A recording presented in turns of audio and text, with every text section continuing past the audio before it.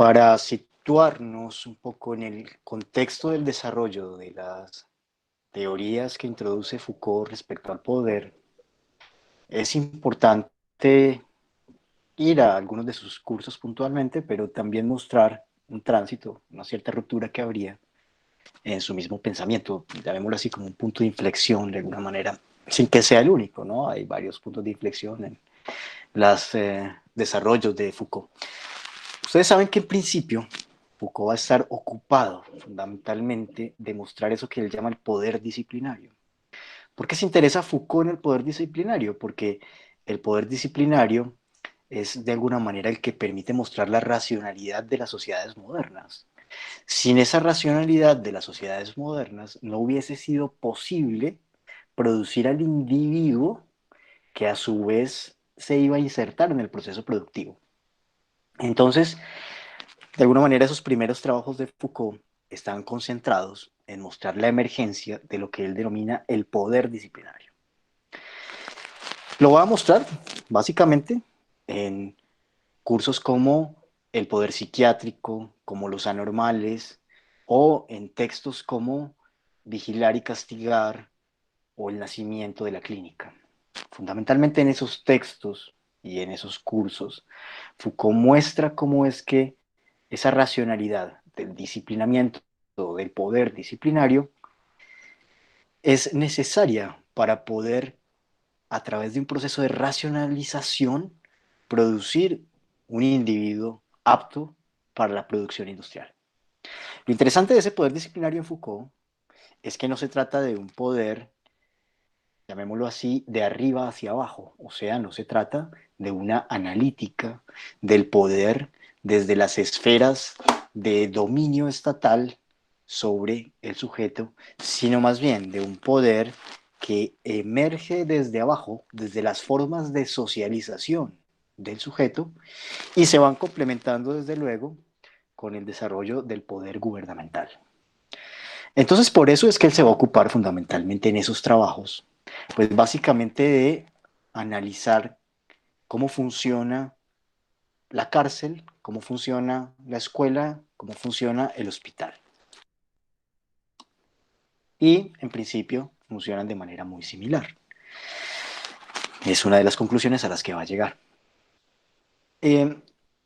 Pero es importante anotar en esa analítica que construye el señor Foucault que lo interesante es ver cómo ese poder que va de abajo arriba está reforzado por una matriz de saber, o sea, la ciencia naciente, fundamentalmente la ciencia médica y también los llamados dispositivos sí, como él los nombra, ¿cierto? La psicología misma, por ejemplo, claro que esto será un poco más adelante, en principio la psiquiatría, contribuirán a introducir racionalizaciones y argumentos sobre las maneras de poder producir una subjetividad, un individuo capaz de integrarse de manera eficiente a las exigencias productivas de la industrialización. Entonces, ese el desarrollo de Foucault, esos textos que hemos mencionado, y luego lo va a complementar, y él mismo lo dice así, con el desarrollo de lo que él llama la biopolítica. La biopolítica entonces será un poder que explica un ejercicio de dominio sobre el sujeto, ya no de abajo hacia arriba, sino al contrario, de arriba hacia abajo, porque tiene que ver fundamentalmente con las acciones y las medidas gubernamentales dirigidas ya no al individuo y al cuerpo, sino dirigidas fundamentalmente a la población. Entonces, Foucault, en un trabajo posterior a ese que he mencionado, básicamente en los cursos que van del 60 y del 76 al 79. Se va a dedicar a ese análisis. Vamos a encontrarlo entonces en su trabajo sobre defender la sociedad, seguridad, territorio y población, hasta llegar finalmente al nacimiento de la biopolítica. Pero para poder llegar a ese punto en donde Foucault introduce la biopolítica, que lo hace ya desde el curso, desde la última clase del curso de defender la sociedad, es necesario entender esas formas de inflexión que hay también cuando se instala el poder disciplinario en relación con el poder soberano que ya existía. Porque ahí hay una primera ruptura que es necesario comprender para poder avanzar hacia el biopoder. Entonces, fíjense, en ese análisis de lo que Foucault llama las sociedades clásicas, que es la manera en la que él se va a referir, en otros términos, a lo que algunos denominan sociedades precapitalistas, pues Foucault va a decir que hay una racionalidad que funciona en el poder y es la racionalidad soberana. O sea, el soberano es aquel que puede gobernar a los sujetos y puede gobernar a la población, ¿cierto? Aunque todavía no podríamos hablar con exactitud del concepto de población, podríamos decir un poco más que gobierna a las comunidades que habitan en su territorio, si se quiere. Esas personas que habitan el territorio gobernado por la monarquía, pues ustedes saben que fundamentalmente el poder monárquico está basado en el control territorial, ¿cierto? Lo más importante para el rey es lograr el dominio sobre los territorios. Primero, porque además se considera que la riqueza está en la tierra que se posee. Y segundo, porque hay que proteger el territorio de la invasión de otros gobiernos en expansión, ¿cierto? De otras monarquías. Por eso justamente es que las sociedades feudales pues se organizan a través de las murallas que protegen a las comunidades, a los sujetos que allí habitan, a los siervos fundamentalmente. Entonces, esa lógica del poder soberano, que en realidad sí se expresa en el castigo, digo esto porque en ocasiones cuando hablamos del poder disciplinario tendemos a asociarlo con el castigo y en realidad el poder disciplinario es opuesto al castigo. Lo que busca el poder disciplinario es justamente prescindir del castigo. La sociedad del castigo es la sociedad de la racionalidad soberana, del poder monárquico.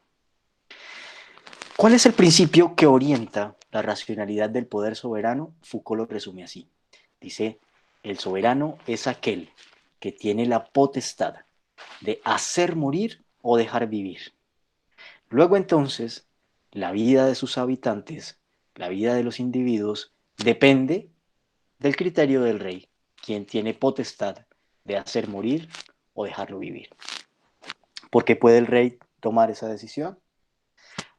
Aunque esto no es algo que desarrolle suficientemente Foucault, quizás así un poco más Agamben y mañana lo complementamos, pero fundamentalmente tiene que ver con que el rey es alguien que está excluido de la ley.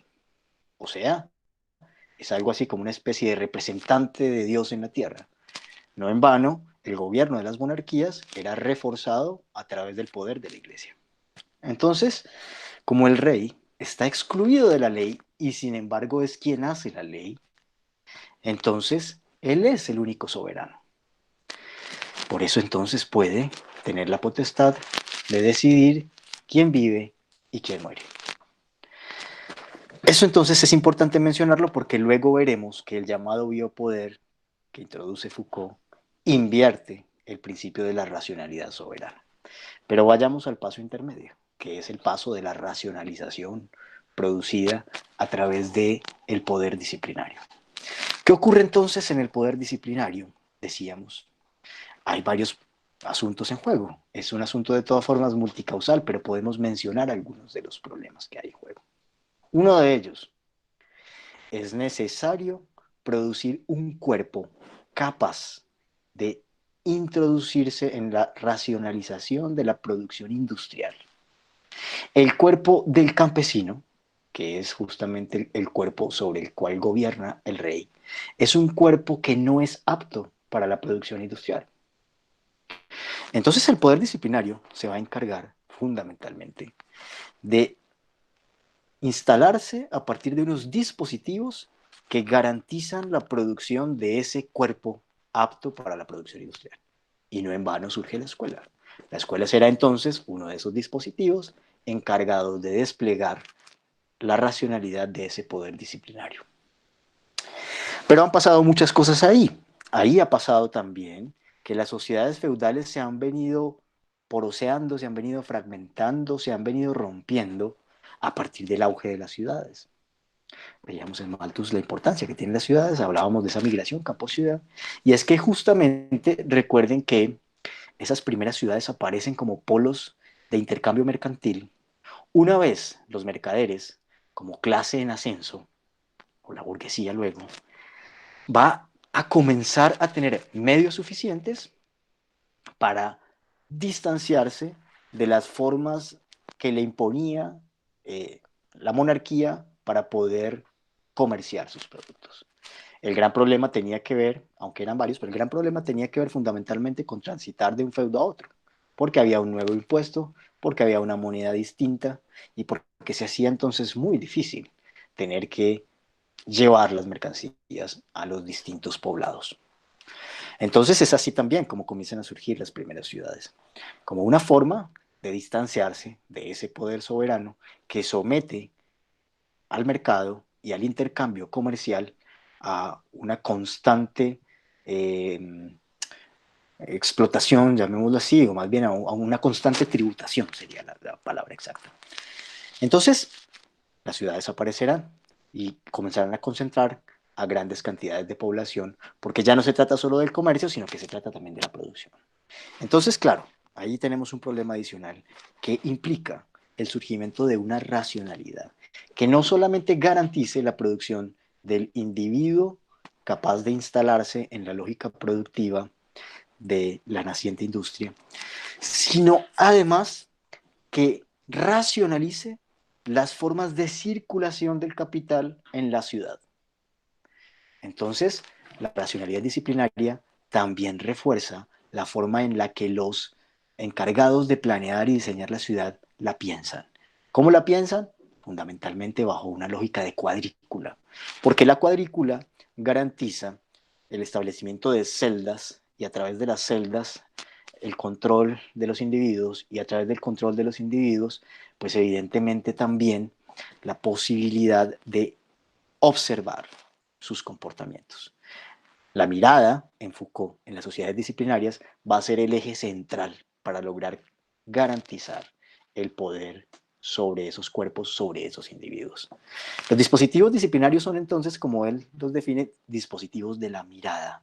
Y por eso el ejemplo clásico que él introduce es el del panóptico, ¿cierto? Un lugar desde donde yo puedo observar a los individuos. Ellos saben que son observados, pero en realidad no pueden ubicar el punto desde el cual se les observa. Entonces, esas sociedades panópticas, o más bien esos panópticos que Foucault se permite ilustrar a través del trabajo de Bentham, que básicamente los vemos reflejados en las estructuras arquitectónicas de las cárceles y de los colegios, pues también se llevará a la concepción arquitectónica de las ciudades. Las ciudades son de alguna manera una expresión panóptica que permite el control a través de la mirada y la vigilancia del sujeto. Eso entonces introduce toda una racionalidad sobre los cuerpos, sobre la circulación, sobre las formas de intercambio del capital. Pero también introduce unos ritmos, unas formas de moverse en la ciudad, en determinados tiempos, en determinados espacios, usos de los espacios y demás. ¿Qué ocurre y por qué se hace insuficiente ese poder disciplinario? Pues bueno, fundamentalmente, en el análisis que construye Foucault, ese poder comienza a hacerse insuficiente porque hay un gran crecimiento de la población que hace que las medidas disciplinarias no logren garantizar por completo el control de esas personas, fundamentalmente. Pero también por otras razones, ¿no? No es la única razón en realidad, sino que también aparece esa racionalidad porque es necesario estructurar de otra forma la circulación del capital, la circulación de las mercancías. Es decir, que las cuadrículas de alguna manera comienzan a ser una figura insuficiente para garantizar un flujo con una mayor eficiencia, llamémoslo así. Pero además ligado a lo que ya habíamos dicho, porque esa misma distribución de las ciudades, ese mismo hacinamiento producido por la gran acumulación de población, pues va a ir generando evidentemente epidemias, va a ir generando enfermedades. Entonces ahí se hace necesario la emergencia de otros discursos encargados de garantizar la salud pública Y esa salud pública pues se garantiza a través de discursos como el de la higiene, por ejemplo, uno de ellos, pero no será el único. Pero también es necesario además en esas ciudades evitar los amontonamientos, porque los amontonamientos impiden que el capital circule de manera adecuada, por ejemplo. Y por eso entonces es necesario también fijar ritmos para las idas y las venidas, los tránsitos de las mercancías y incluso tener una posibilidad de estudiar la manera en la que la población se mueve en la ciudad a distintas horas del día, ¿cierto? Entonces, sabemos que en el día la ciudad funciona para el intercambio, en la noche es otra la ciudad, hay personas que viven incluso en las calles, ¿no? Vagabundos, eran llamados, pero hay también más riesgo de robo, ¿cierto? Pero hay también unas enfermedades que por allí circulan. Entonces, todos esos elementos asociados a la organización de la ciudad, a su crecimiento, van imponiendo cada vez más la necesidad de que surja un poder que complemente la racionalidad de ese poder disciplinario. Y a eso se suma un elemento adicional. Y el elemento adicional pues tiene que ver básicamente con la instalación progresiva, ahora sí, del liberalismo clásico y de su forma de gobierno, pues que serán las repúblicas, ¿cierto? Liberales, que comienzan a instalarse luego de los periodos de revoluciones burguesas. Esos poderes liberales, entonces, que también van a tener distintos momentos, pasan por un punto de inflexión, que sobre todo está atravesado por un tránsito del llamado mercantilismo hacia algo que en la economía se conoció como la fisiocracia. Y la fisiocracia, paradójicamente, ahí en donde las ciudades comenzaban a tomar gran importancia, se ocupó fundamentalmente de la producción agrícola. Entonces, esa fisiocracia que se ocupaba un poco más de la producción agrícola, que se ocupaba sobre todo de la producción, pues evidentemente de alimentos, comienza también a introducir otras necesidades distintas para la circulación ahora de los productos alimenticios y del intercambio de los productos alimenticios, es decir, pues básicamente de la comercialización del grano. El gran problema de la fisiocracia va a tener que ver sobre todo con la comercialización del grano. Y es muy importante la comercialización del grano porque quien tiene el control de la producción de alimentos y de grano sobre todo, en distintos periodos de crisis o de escasez, pues tiene la posibilidad de ganar más porque los precios suben. Entonces ahí va a comenzar a haber un problema que tiene que ver más que nada con la población y que de nuevo reintroduce, fíjense, como lo veíamos con Malthus, el problema de los medios de subsistencia, en este caso la alimentación, para garantizar que la población pues, pueda subsistir. Entonces, eso refuerza de todas formas la necesidad de complementar ese poder disciplinario. Y este poder comienza a ocuparse ahora de otros aspectos que habían quedado sin, digamos, sin desarrollo, sin suficiente control por el poder disciplinario.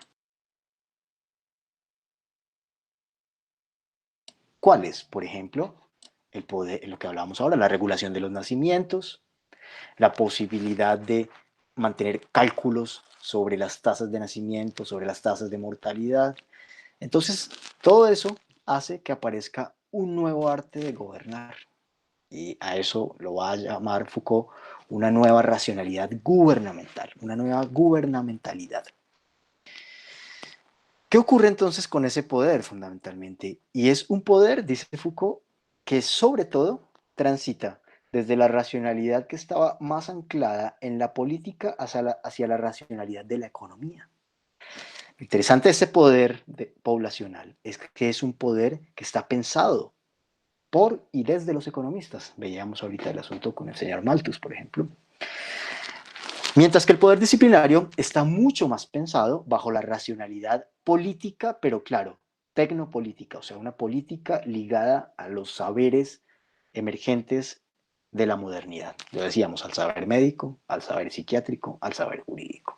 Son campos que refuerzan entonces la toma de decisión de los cuerpos políticos, que en principio serán las mismas monarquías absolutistas, a través de lo que se llama el estado de policía, que no es la policía que conocemos, sino un brazo administrativo encargado de regular la vida pública, ¿no? esa es la racionalidad disciplinaria, pero que entonces ahora se ha trasladado ya no de la racionalidad de los políticos reforzada en los discursos de saber de las ciencias emergentes, sino que ahora se ha trasladado a los economistas. Ahora son los economistas entonces los encargados de pensar en las mejores formas de gobernar, en las formas más eficientes de gobernar. Y cuando la economía es la que propone las estrategias de gobierno, pues sabemos que efectivamente se trata de una racionalidad ligada a la maximización de ganancias y a reducir los costos de la producción, por ejemplo. O sea, hay una racionalidad de la eficiencia ligada a la manera como la economía puede pensarse el gobierno.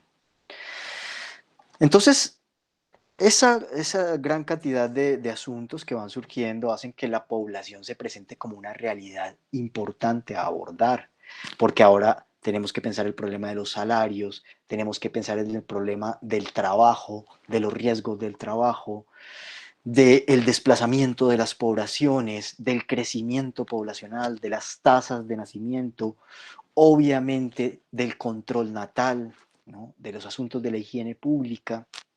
Entonces, esa racionalidad implicará también que aparezca otra institucionalidad, otros dispositivos encargados de reforzarla. Ya no se trata entonces de reglamentar, ya no se trata entonces de individualizar, ya no se trata entonces de mantener un control estricto sobre los cuerpos, sino que ahora se trata de tomar unas medidas de conjunto, de garantizar que ese conjunto poblacional se mantenga bajo unos límites trazados por la racionalidad económica fundamentalmente, con problemas como los que ya he descrito. Pero lo más interesante entonces es lo que les mencionaba ahora, que tiene que ver con la inversión final del poder soberano. Lo que dice Foucault es que cuando aparece la racionalidad biopolítica, la lógica de la soberanía se invierte. Y la lógica de la soberanía se invierte por una razón fundamental, porque el soberano ya no es el rey y el soberano ya tampoco es el gobernante de turno, sino que el soberano, lo sabemos, en el discurso liberal, el soberano es el pueblo.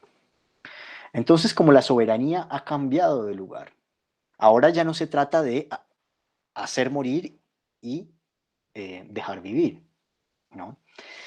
Sino que se trata de hacer vivir, o sea, de garantizar la vida de la población, hacer vivir y, desde luego, dejar morir, porque se trata justamente de la inversión del principio. La racionalidad opuesta, introducida por la biopolítica, que se traduce en ese principio fundamental, hacer vivir, dejar morir, es lo que se instala como racionalidad gubernamental, que además se desarrolla con el liberalismo clásico y que se sostiene hasta el día de hoy. Es bajo ese principio de racionalidad biopolítico que se toman las medidas relacionadas con las epidemias. Antes de mostrar brevemente en qué sentido podemos observarlo en el caso de la pandemia actual, permítanme ilustrar cómo funcionaría cada una de esas tres racionalidades a través justamente de las epidemias. En el caso de la racionalidad soberana, que tiene que ver con hacer morir, ¿cierto? Y dejar vivir. La lepra sería el caso que permitiría ilustrarlo. ¿Qué se hacía con los leprosos? Se les excluía. La medida de exclusión es la medida propia del poder soberano, del poder monárquico. Pero ¿qué va a ocurrir luego con el caso que justamente vimos brevemente, que es el de la peste? ¿Qué hacen las sociedades disciplinarias con la peste? Aíslan, ¿cierto? Confinan. Las medidas de confinamiento, las medidas de aislamiento, son propias de la racionalidad del poder disciplinario porque se requiere tener una vigilancia constante sobre los individuos y sus cuerpos.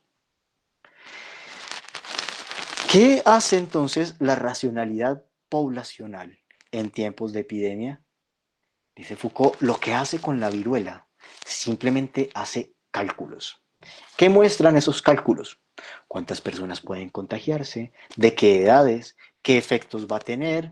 cuáles son las tasas de mortalidad, cuáles son los índices de morbilidad, cuáles son las secuelas que va a dejar, cuál es la probabilidad de que alguien muera o de que alguien se contagie.